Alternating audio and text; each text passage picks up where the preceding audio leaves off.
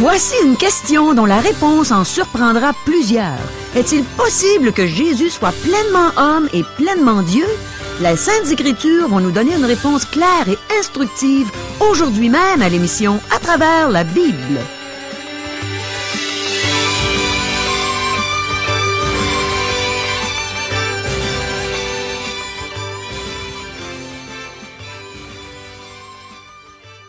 Chers auditeurs, pour en savoir davantage sur le contenu de cette émission, vous pouvez contacter en tout temps Radio Espoir via Internet à www.radioespoir.ca ou par téléphone, sans frais, au 1-877-l'Espoir, 1-877-537-7647. Bonjour, ici Caro. On a quelques vraiment bonnes questions à poser à l'épître de Paul aux Colossiens aujourd'hui. Je suis à peu près certaine que plusieurs d'entre vous avaient déjà posé ces questions. Écoutez bien. Est-il possible que Jésus soit pleinement homme et pleinement Dieu? Est-ce que Jésus est le créateur ou une créature? Pour qui est-ce que tout a été créé?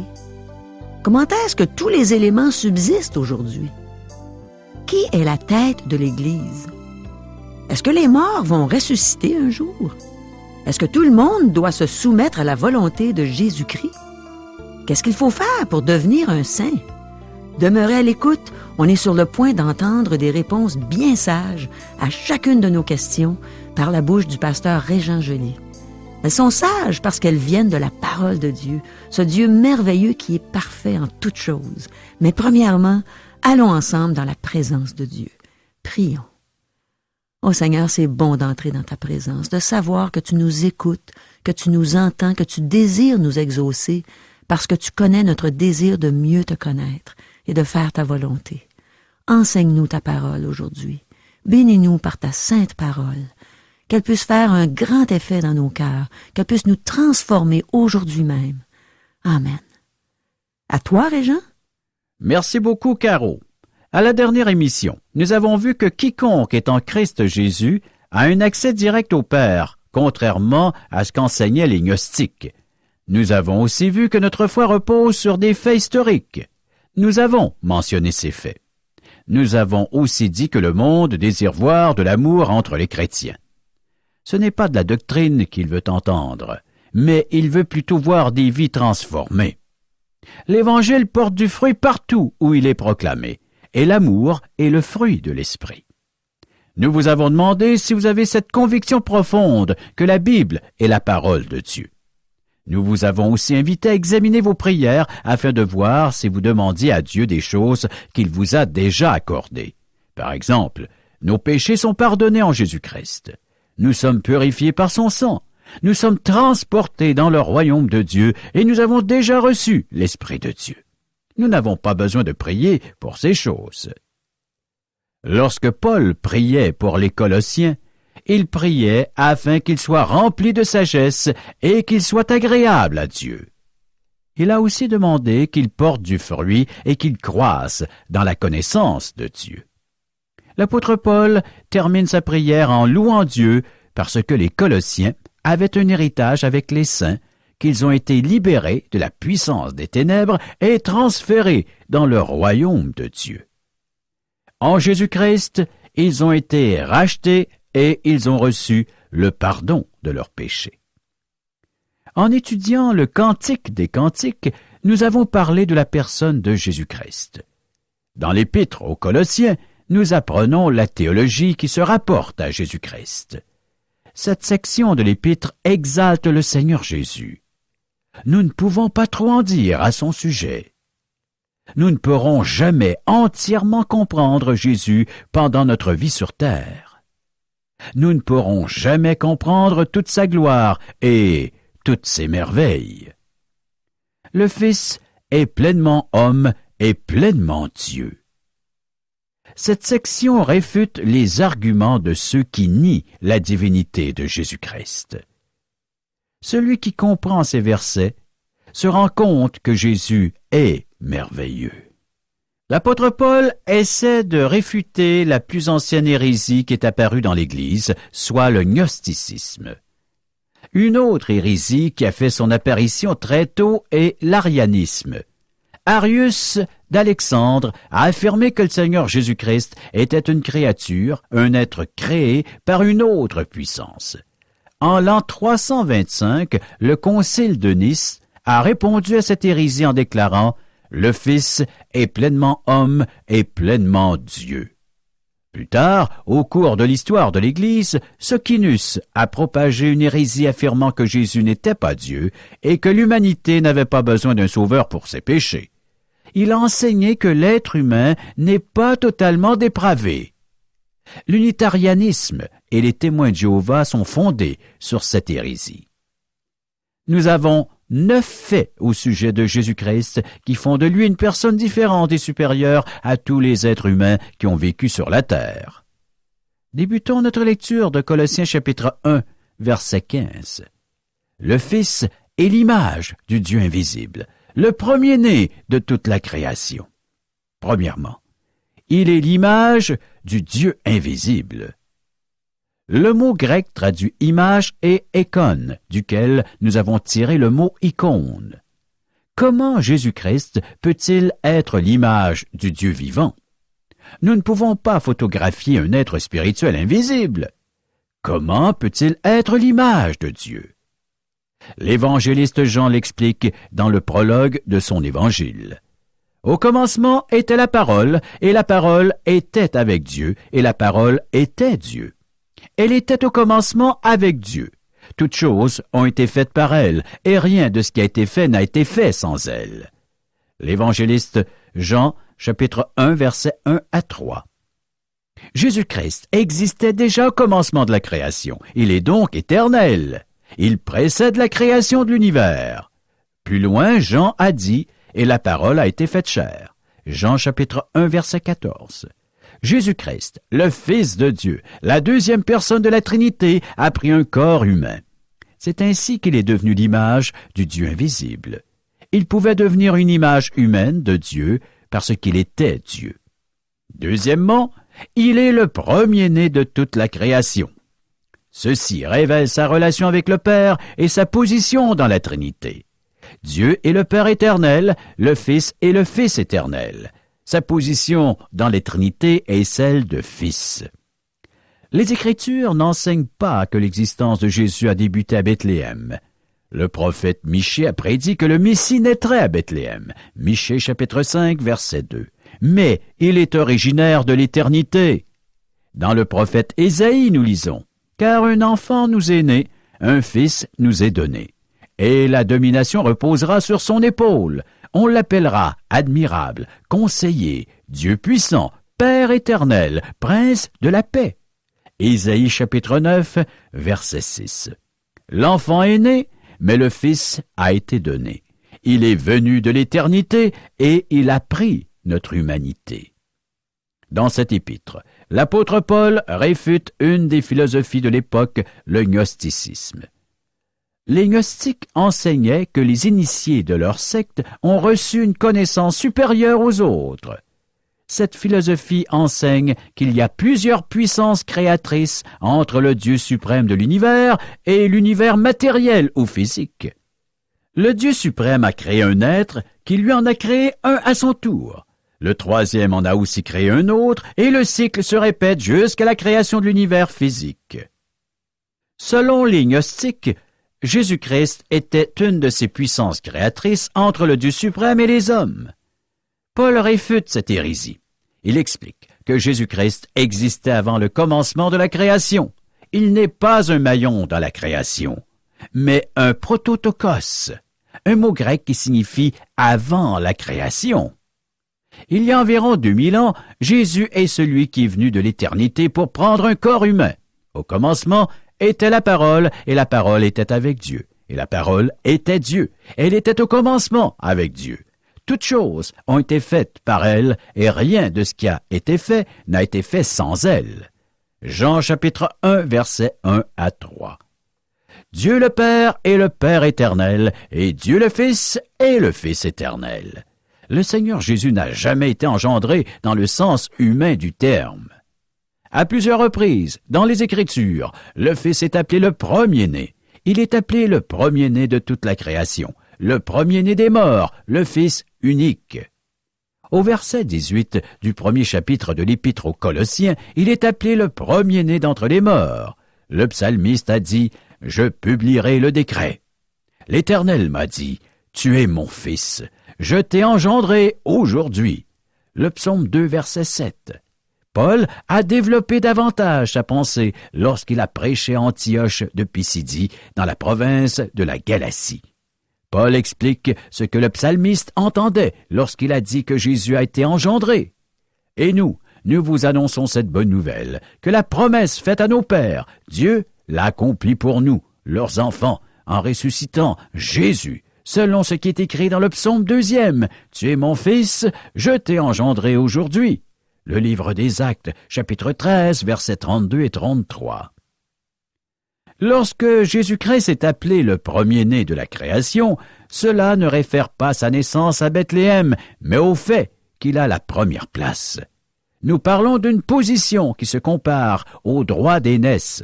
Nous ne parlons pas de l'origine. Le psalmiste a écrit « Et moi, je ferai de lui le premier-né, le plus élevé des rois de la terre. » Le psaume 89, verset 28. Être le premier-né, c'est avoir les droits et les privilèges d'une position élevée. Jésus-Christ a la première position de toute la création. Autrement dit, il est le Créateur et non un demi-dieu comme le voudraient les gnostiques. Il est le Créateur de tous les êtres vivants, spirituels ou physiques. Permettez-moi de citer d'autres versets qui parlent de la personne de Jésus-Christ. Le Fils est le reflet de sa gloire et l'empreinte de sa personne, et il soutient toutes choses par sa parole puissante. Il a fait la purification des péchés et s'est assis à la droite de la majesté divine dans les lieux très hauts. L'Épître aux Hébreux, chapitre 1, verset 3. Ce verset ne présente pas Jésus-Christ comme étant une simple créature. Il est la deuxième personne de la Trinité. De plus, il dit des anges. Il fait de ses anges des esprits et de ses serviteurs une flamme de feu. Mais il a dit au Fils, « Ton trône, ô Dieu, est éternel. Le sceptre de ton règne est un sceptre d'équité. » Hébreux chapitre 1, les versets 7 et 8. Notez que Dieu fait une distinction entre Jésus-Christ et les anges. Celui-ci n'est pas une créature angélique. Mes amis, la Bible n'affirme pas que Jésus-Christ est né comme une créature, mais elle affirme plutôt qu'il est Dieu. Lorsqu'il est venu sur terre, un enfant est né, mais un fils a été donné, et ce fils provenait de l'éternité. Lorsque l'ange a annoncé à Marie qu'elle donnerait naissance au Messie, il a dit « Le Saint-Esprit viendra sur toi, et la puissance du Très-Haut te couvrira de son ombre. » C'est pourquoi le Saint-Enfant qui naîtra de toi sera appelé Fils de Dieu. L'Évangile selon Luc, chapitre 1, verset 35.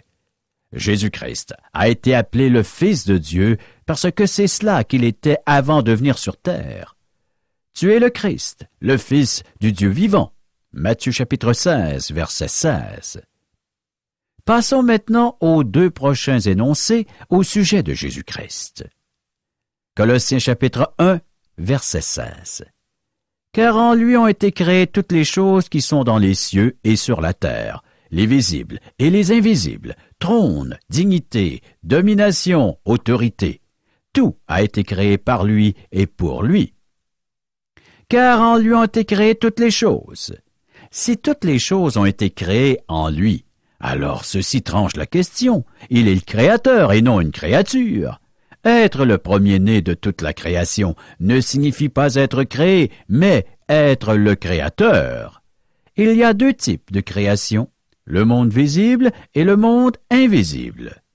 Paul mentionne différents types d'êtres spirituels, trône, dignité, domination, autorité. Il y a une hiérarchie dans le monde spirituel. D'autres versets de la Bible nous indiquent qu'il y a des séraphins, des chérubins et des archanges. De plus, il y a les anges ordinaires. Dans l'Épître aux Éphésiens, nous apprenons que notre ennemi est un être spirituel. Satan et son armée se sont rebellés contre Dieu. Il y a aussi une hiérarchie dans le monde des anges déchus. Quatrièmement, le Seigneur Jésus a tout créé, mais ce n'est pas tout ce que ce verset affirme. Il déclare aussi que tout a été créé pour lui. Si vous sortiez ce soir pour regarder le ciel étoilé, vous verriez de nombreuses étoiles. Vous êtes-vous déjà demandé pourquoi chaque étoile est située où elle est? Pourquoi occupe-t-elle la partie du ciel dans laquelle elle se trouve? La réponse est simple. C'est ainsi que l'a voulu Jésus. Tout a été créé pour lui. Le plus merveilleux dans tout cela, c'est que le chrétien est héritier de Dieu, co-héritier du Seigneur Jésus. Nous aurons une vaste propriété un jour. Peut-être Jésus nous confiera-t-il toute une étoile. Nous ne le savons pas, mais c'est possible. Cependant, nous serons occupés pendant l'éternité. Nous aurons des corps glorifiés qui ne seront plus sujets à la gravité. Nous vivrons dans la Nouvelle Jérusalem. Nous pourrons nous déplacer dans l'univers. Je ne sais pas quelle portion de celle-ci il nous confiera. Il a tout créé à partir de rien, et il le gouvernera selon sa volonté et ses désirs. C'est son univers. Vous êtes-vous demandé pourquoi différents arbres ont des feuilles différentes? C'est ainsi que l'a voulu Jésus-Christ. Tout a été créé par lui et pour lui. Dans tout cela, il a préparé un héritage pour nous. Je ne me suis pas souvent arrêté sur ce point, car il y a trop d'éléments spéculatifs à ce sujet. Cependant, je suis certain que nous essayons tous de nous imaginer comment ce sera au ciel. Nous savons que ce sera merveilleux. Ici sur terre, nous vivons dans une tente, c'est-à-dire un corps de chair. Nous savons, en effet, que si cette tente où nous habitons sur la terre est détruite, citation de 2 Corinthiens chapitre 5, verset 1er. La tente ou notre corps retournera à la terre, car c'est là qu'il sera mis à notre mort. Nous aurons quitté notre tente. Nous sommes pleins de confiance et aimons mieux quitter ce corps et demeurer auprès du Seigneur. 1 Corinthiens, chapitre 5, verset 8. Lorsque nous aurons quitté notre corps, nous serons présents auprès du Seigneur. Nous serons à la maison avec lui. Vous habitez peut-être dans une maison qui vaut quelques centaines de milliers de dollars, mais j'ai une nouvelle pour vous. Vous vivez dans une vieille tente fragile. C'est le cas de nous tous. Un jour, nous aurons un corps glorifié et nous recevrons notre héritage. Vous pouvez avoir votre belle maison valant $1 million, mais vous n'y demeurerez pas longtemps. C'est dans notre corps que nous passerons l'éternité. C'est l'avenir qui attend l'enfant de Dieu. J'ai hâte d'être rendu là. Tout a été créé par lui et pour lui. Revenons et poursuivons notre lecture de notre texte. Colossiens 1, verset 17. Il est avant toute chose, et toute chose subsiste en lui. Il est avant toute chose. Toute la plénitude se trouve dans le Christ avant son incarnation, autant qu'après. Car en lui habite corporellement toute la plénitude de la divinité. Colossiens chapitre 2, verset 9. Nous avons tout pleinement en Jésus-Christ, qui a conservé ses attributs divins en s'incarnant. Toute chose subsiste en lui. Jésus-Christ maintient sa création en existence, en plus de la gouverner. Pendant la Deuxième Guerre mondiale, l'homme a fait quelque chose d'ignoble. Il a inventé la bombe atomique. Il a séparé des particules fondamentales de l'atome que le Seigneur avait liées ensemble pour construire la matière. Il a libéré une quantité incroyable d'énergie. Avez-vous déjà réfléchi à toute la puissance qui se trouve dans les atomes de l'univers?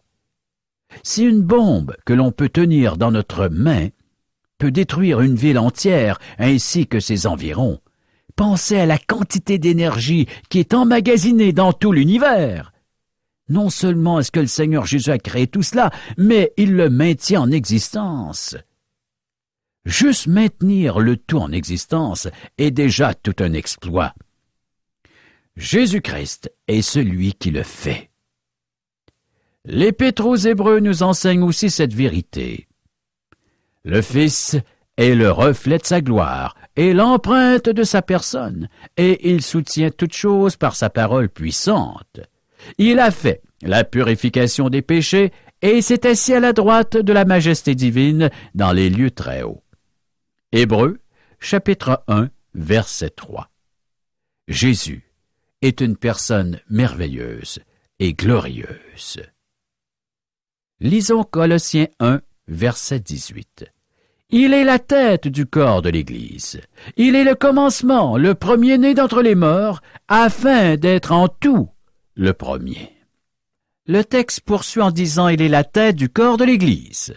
Ce verset est la clé de l'épître aux Colossiens, une épître qui, avec l'épître aux Éphésiens et l'épître aux Philippiens, forme un trio qui donne une image complète de l'Église. L'épître aux Éphésiens met l'accent sur le corps de Christ. Il a tout mis sous ses pieds et il a donné pour chef suprême à l'Église. Éphésiens chapitre 1, verset 22.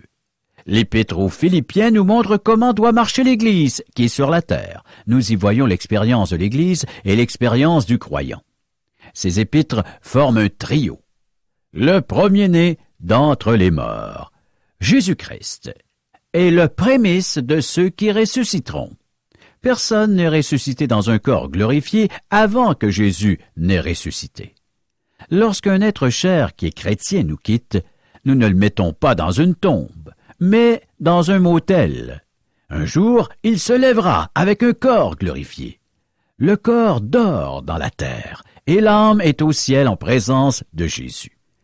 Lorsque le Seigneur Jésus viendra chercher son Église et qu'elle montera à sa rencontre, le corps des chrétiens ressuscitera parce qu'ils ont été ramenés à la vie en Christ Jésus.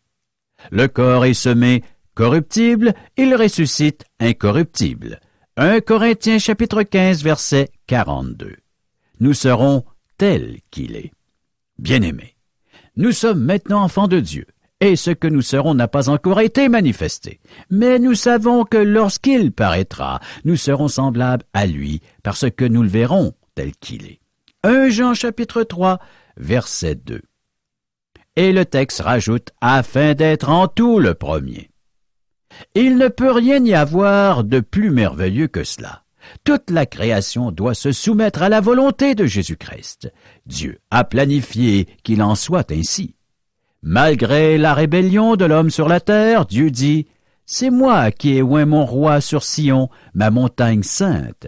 Le psaume 2, verset 6. Dieu avance inévitablement vers son but, sans hésitation, sans compromis. Ce but, c'est que Christ règne visiblement sur le monde entier, sur ce monde en rébellion contre Dieu. C'est cela l'objectif de Dieu.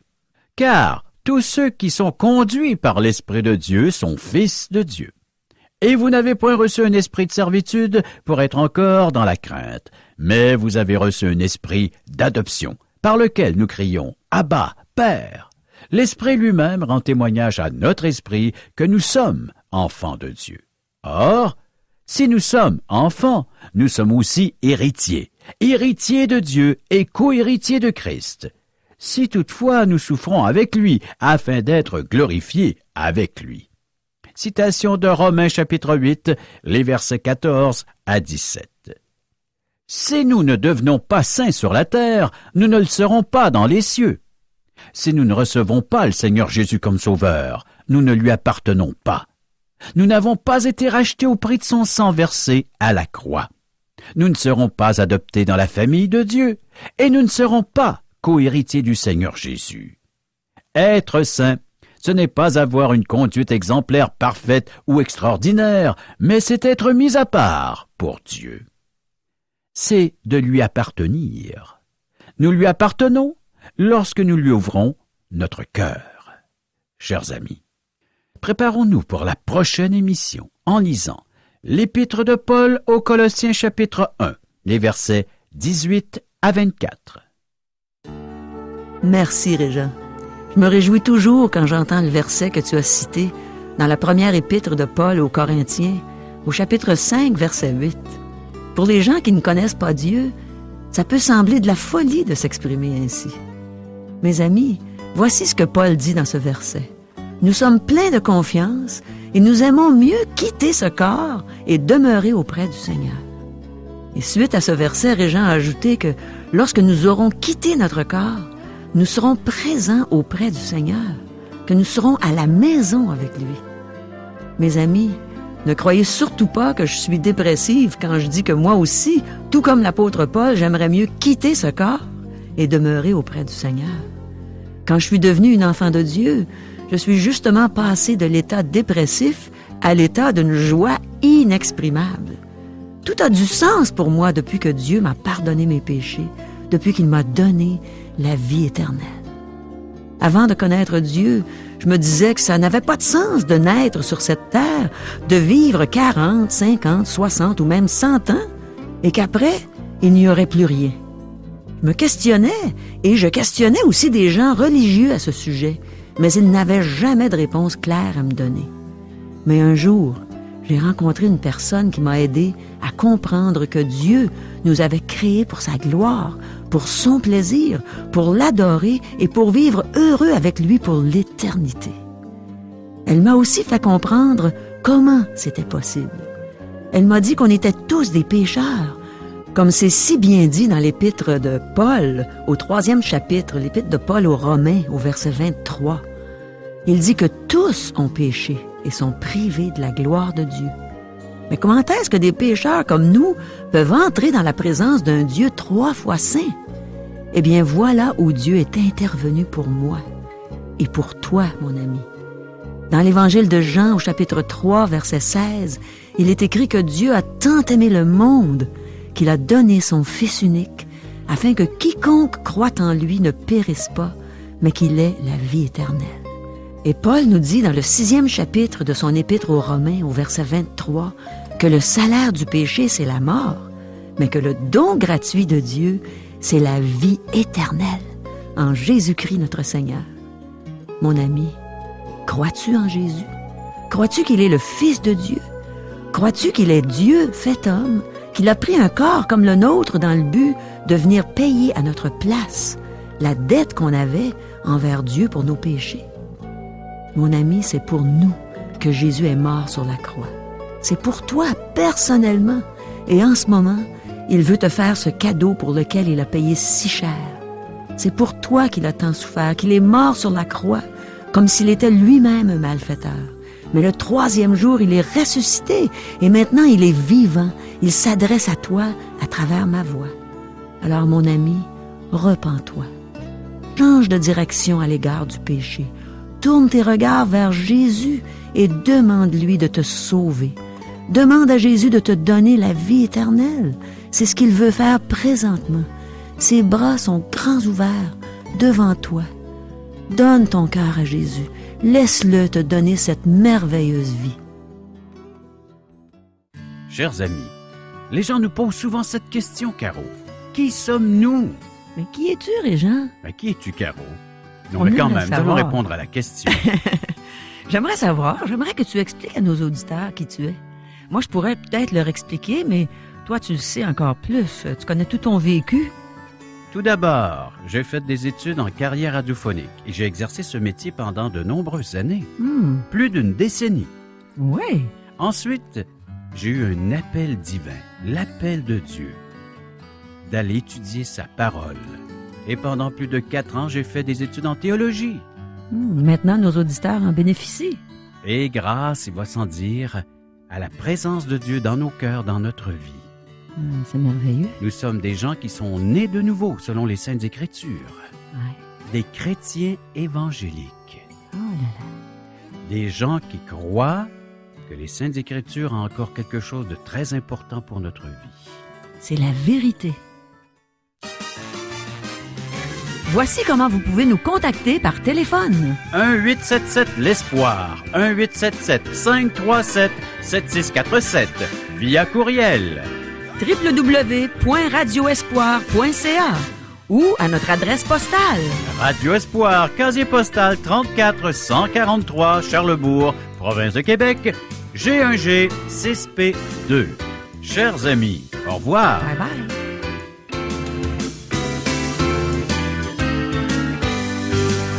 Cette émission vous a été présentée par Radio Espoir.